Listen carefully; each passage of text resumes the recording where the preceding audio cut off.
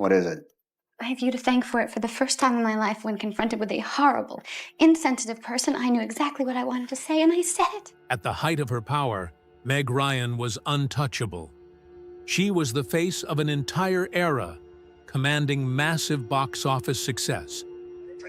Yeah, she doesn't care about us. Listen, she's crazy about you and she's gonna spoil you rotten. Record-breaking paychecks and a level of audience trust few actors ever reach. Then suddenly, everything shifted when her marriage began to unravel. A co-star, the legendary Russell Crowe, entered the picture. And the scandal that took over would change her life overnight. And now, we finally know the truth about what happened between Meg Ryan and Russell Crowe.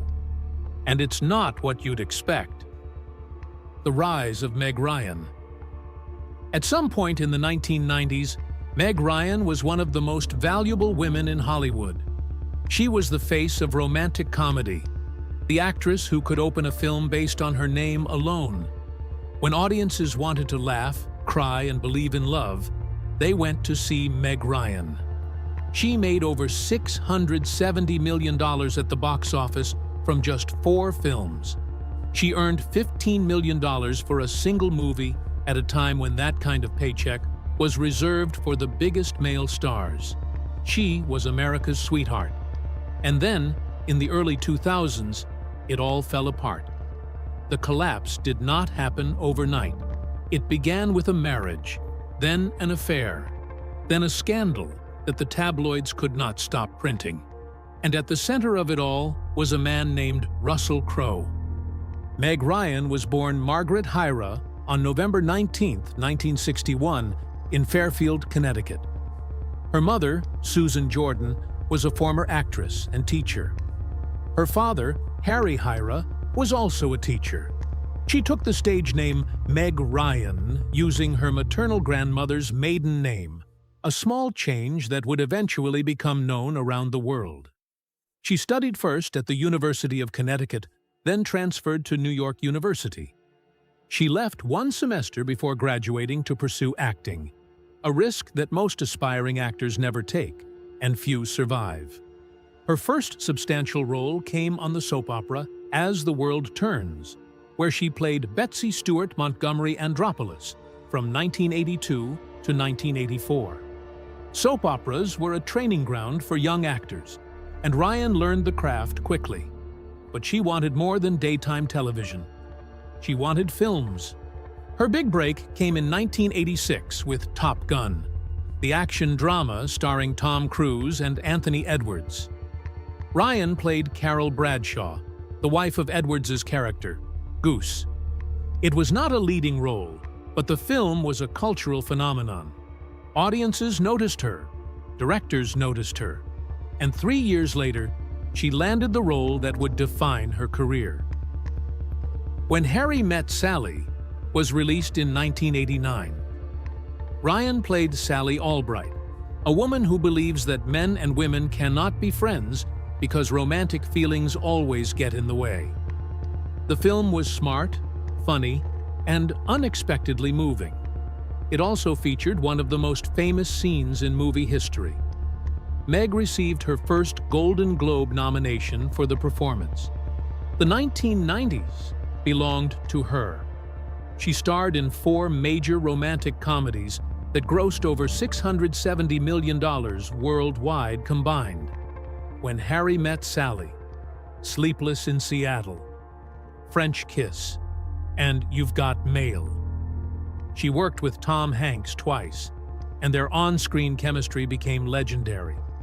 Audiences automatically knew that when they bought a ticket to a Meg Ryan movie, they would leave the theater feeling good. But Ryan was not just a romantic comedy actress. She wanted to show range. In 1994, she starred in When a Man Loves a Woman, playing an alcoholic high school guidance counselor. It was a darker, dramatic role, and she earned a Screen Actors Guild Award nomination for it. In 1998, she starred in 2 box office smashes, City of Angels with Nicolas Cage and You've Got Mail with Tom Hanks. She was everywhere, and she was unstoppable. By 2000, her salary reflected her status. She received a paycheck of $15 million for Proof of Life, a thriller about a kidnapping negotiator. That kind of money was rare for any actor, male or female. It established her as one of the highest-paid actresses in Hollywood at the time. She could have had almost any role she wanted.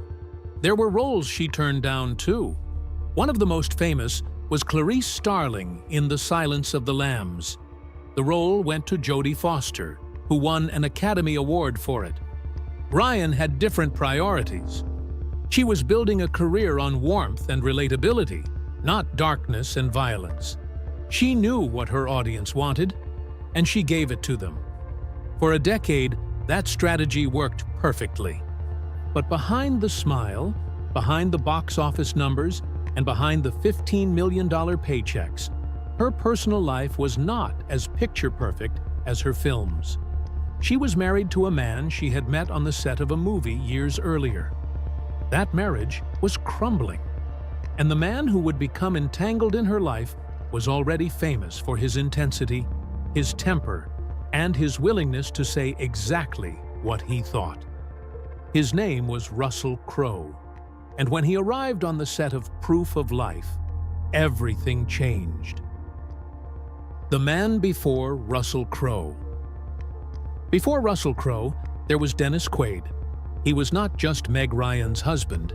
He was a movie star in his own right, a leading man who had appeared in films like The Right Stuff and Jaws 3D before Ryan became a household name. When they started dating in the late 1980s, Quaid was arguably the more recognizable of the two. But fame is a strange thing. Sometimes it shifts and grows in one direction while shrinking in another. And by the time their marriage ended in 2000, the balance had tipped so far that Quaid would later admit he felt like he had disappeared every time they walked down the street together. They first met on the set of the 1987 sci-fi comedy Inner Space. It was a professional encounter, nothing more. But when they reunited for the 1988 movie DOA, something clicked. They began dating, and the relationship moved quickly. Plans to wed in 1990 were put on hold after Quaid admitted to Ryan that he had been taking illicit substances regularly. It was a confession that could have ended everything. Instead, it led to rehab. Quaid later told the Sunday Mercury that he had been addicted to, and Meg did not know it. He went to treatment in 1990, got clean, and the wedding was back on. They married on Valentine's Day in 1991. It was romantic, but it did not last. Their son, Jack Quaid, was born on April 24, 1992. Jack would grow up to become an actor himself, appearing in The Hunger Games and the television series The Boys. But in those early years, he was just a baby born to two movie stars trying to balance careers, parenting, and the pressures of Hollywood. The marriage was not stable. Behind the scenes, Quaid was still struggling with the demons that had sent him to rehab before the wedding. He later described his addiction in the 1980s to the Sunday Times. He said at the height of his addiction, he was using a very huge amount of these substances per day. He described having what he called a white light experience, a moment where he saw himself dead and losing everything. That vision, he said, was what convinced him to attend rehab.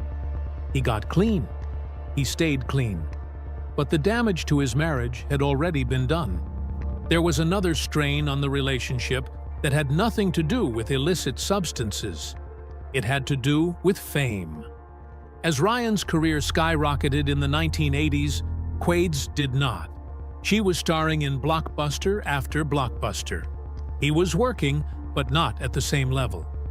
In a 2018 interview with Megyn Kelly on NBC, Quaid admitted that Ryan's growing fame affected him. He said that when they went out on the streets of New York, people would shout her name. He said he had to admit that he actually did feel like he disappeared. He reflected on that feeling years later. calling himself small for feeling that way. He said it was a growth opportunity, but at the time, it was painful. The couple announced their separation in June 2000. The divorce was finalized in 2001, but the timeline of the split became a subject of controversy because of what happened next. Ryan was already being linked to Russell Crowe, her co-star in Proof of Life. The tabloids suggested that the affair had caused the marriage to end. Ryan pushed back. In October 2000, she told W magazine that her marriage and the dissolution of her marriage happened before it became a sport for the press. She said the public and the press tuned in way after. She initially claimed that no one cheated. She said neither she nor Dennis was cavalier about a breakup. She said he never cheated on her. Those statements would later seem to contradict what she told Oprah Winfrey in 2006. By then, the divorce was years behind her, and she was more willing to be honest about what had happened. She told Oprah that it was a very unhealthy marriage. She said it was pretty much not a happening marriage for a very long time. She said she probably should have left much earlier. The picture she painted was of a relationship that had been over in every meaningful sense long before the papers were signed. Quaid, for his part, was honest about the emotional toll. He told W magazine in July 2001 that he got through shock, depression, and anger. He said that when you break up, your whole identity is shattered. He said that was why it was like death. The man who had once been the bigger star had watched his wife become a phenomenon, and then he had watched her leave. By the time the divorce was finalized, Ryan was already being linked to someone else. That someone was not just any actor. He was an Academy Award winner, known for his intensity, his volatility, and his willingness to say exactly what he thought. His name was Russell Crowe, and the relationship that followed would become one of the most scrutinized scandals of the early 2000s. The relationship with Russell Crowe. By the time Meg Ryan met Russell Crowe, her marriage to Dennis Quaid was already over. At least, that was what she would later insist. The public saw it differently. The tabloids saw it differently. And when photographs emerged of Ryan and Crowe holding hands, the story wrote itself. America's sweetheart had left her husband for a volatile Australian actor known for his temper and his intensity. The scandal was immediate. The coverage was relentless. And the relationship, which lasted less than a year, would change the trajectory of Ryan's career forever. They met in 2000 on the set of Proof of Life, an action thriller about a hostage negotiator.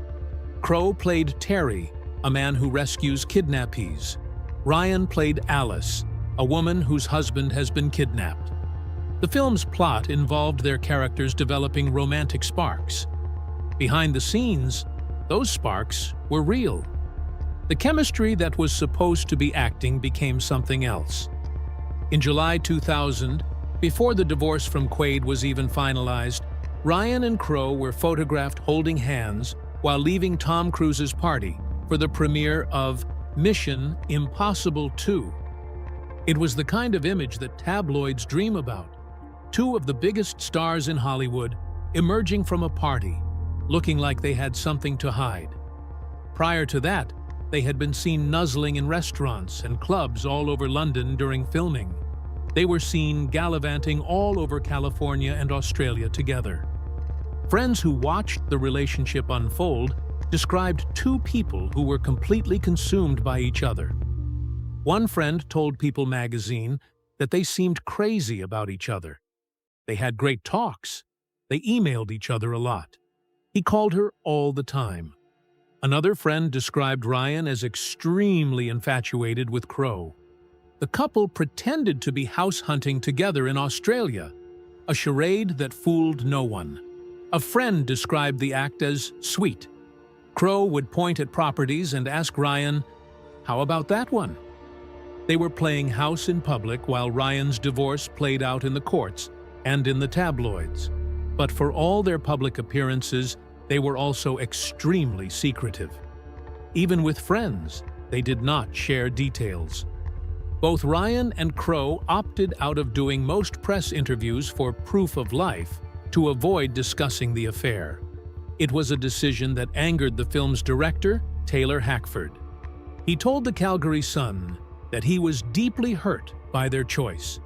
He had made a movie, and he wanted to promote it. But the two stars of that movie would not talk to the press because they did not want to answer questions about their personal lives. The film, Hackford believed, suffered as a result. The relationship lasted less than 1 year. Ryan and Crowe reportedly started dating in early 2000 and ended by Christmas of that year. By December, they were separated, each spending the holidays on different continents. The breakup was quiet. There were no dramatic public statements, no interviews explaining what had gone wrong. They simply moved on. But the fallout from the relationship did not end when the romance did. Ryan was painted as a scarlet woman, her own words to W magazine. The woman who had played Sally Albright, the woman who had made America believe in love, was now being described as a homewrecker. Her squeaky clean image, the one that had made her $15 million a movie, took a major hit. She went from America's sweetheart to something else. The public did not forgive her easily, and the industry, which had once lined up to work with her, began to pull away. The relationship with Russell Crowe was brief, but its impact on Meg Ryan's career was lasting. She had gone from being the most valuable woman in Hollywood to being the subject of tabloid gossip. But the affair was not the only controversy that would define her in the years that followed. There were others that had nothing to do with romance and everything to do with how Hollywood treats women who refuse to play by its rules. The scandals that followed. Meg Ryan. The affair with Russell Crowe was supposed to be the worst of it, but the scandals did not stop there. In 2003, she walked into a television studio in London for an interview with Michael Parkinson, one of the most respected talk show hosts in British history. What happened over the next 17 minutes would follow her for the rest of her career. She was labeled difficult, arrogant, and cold. The interview became legendary for all the wrong reasons, and years later, even Parkinson admitted he had been wrong. The interview took place in October 2003. Ryan was in the United Kingdom to promote In the Cut, an erotic thriller directed by Jane Campion. It was a dramatic departure from the romantic comedies that had made her famous. The film required some explicit scenes, and Ryan knew it would be controversial. What she did not expect was to be interrogated about it on live television. Parkinson asked aggressive questions from the start. He questioned why Ryan would appear in such a film. He suggested that the film was cynical and bleak. He implied that her personal life, her divorce, and her relationship with Crowe had driven her to make darker choices. Ryan became visibly uncomfortable. She gave short, one-word answers. She looked like she wanted to be anywhere else. Eventually, she told Parkinson to just wrap it up. The fallout was immediate. Parkinson later called Ryan's behavior unforgivable. He said she had been rude to the other guests on the show and had treated the audience with disrespect. The British press piled on, describing Ryan as sullen, snooty, and arrogant. In a poll conducted in 2006, British viewers ranked the Meg Ryan interview as the third most shocking chat show moment in history, behind only Grace Jones slapping a host, and David Icke declaring that the world was about to end. For years, that was the narrative. Ryan was the villain. Parkinson was the victim. But in 2021, Parkinson gave an interview to Radio Times that changed the story. He said he wished he had dealt with Ryan in a more courteous manner. He admitted that he was quite obviously angry with her and that it was not his business to be angry towards his guests. He said he came across as kind of pompous and that he could have done better. When asked what he would say to Ryan today, he said 2 words: "I'm sorry." He added, however, that she played a part in it too. It was not a full apology, but it was an acknowledgement that the interview had not been his finest moment. Ryan, for her part, has spoken about the encounter only a few times. In a 2006 interview with Marie Claire, she called Parkinson a disapproving father. She said she felt like he was berating her for her role in the movie. In a 2024 interview with the Times of London, she said she did not try to speak to Parkinson after the show. She just left. She added that she did not know who that guy was to begin with, and she did not have to think about him again. The interview damaged her career, but it was not the only factor. In the Cut and her next film, Against the Ropes, were both critical and commercial failures. In the Cut was released in 2003 and grossed only $23 million worldwide. Against the Ropes, a boxing drama released in 2004, opened to just $3 million on its first weekend. The woman who had once been the most valuable actress in Hollywood was now struggling to get audiences to show up. Following these films, Ryan took a 3-year hiatus from Hollywood. She told the New York Times Magazine that she was burned out. She said she felt like she was behind a window looking at her life. She also said she felt done when they felt done. The they she was referring to was Hollywood, the industry that had built her up and then torn her down. During her time away from the spotlight, another controversy emerged. Ryan's facial appearance changed noticeably over the years. Her large, bright eyes appeared uneven, one larger than the other. Her cheekbones and chin appeared more full and somewhat swollen. The speculation about cosmetic surgery began and never really stopped. Ryan has never confirmed or denied undergoing any procedures. In May 2023, Ryan made a rare public appearance at a New York screening of her friend Michael J. Fox's documentary, Still, about his support for Parkinson's disease research.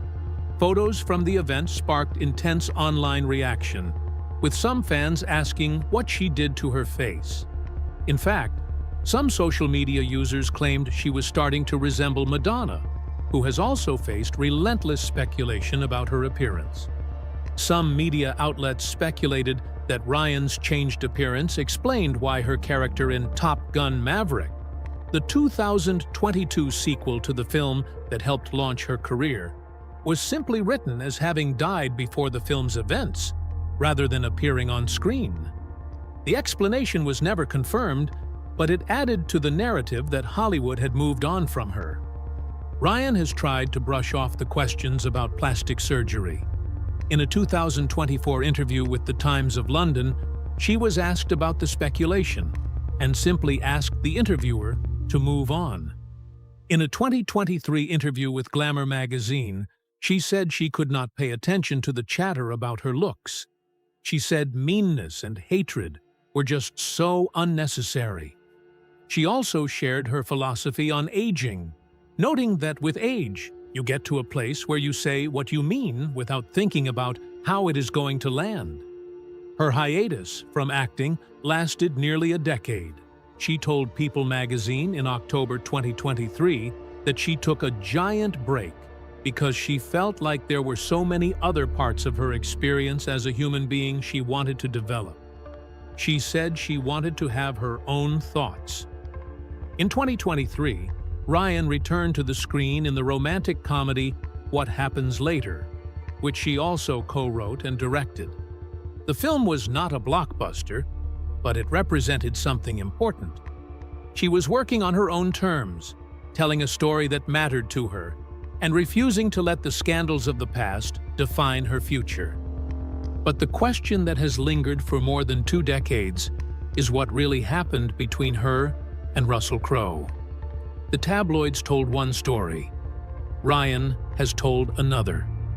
And the truth, as she has slowly revealed over the years, is more complicated than the headlines ever suggested. The truth about Meg and Crowe's relationship. For more than 2 decades, the story was simple. Meg Ryan left Dennis Quaid for Russell Crowe. The affair destroyed her marriage.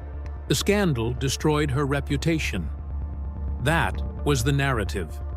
That was what the tabloids printed, what the talk shows discussed, what the public believed.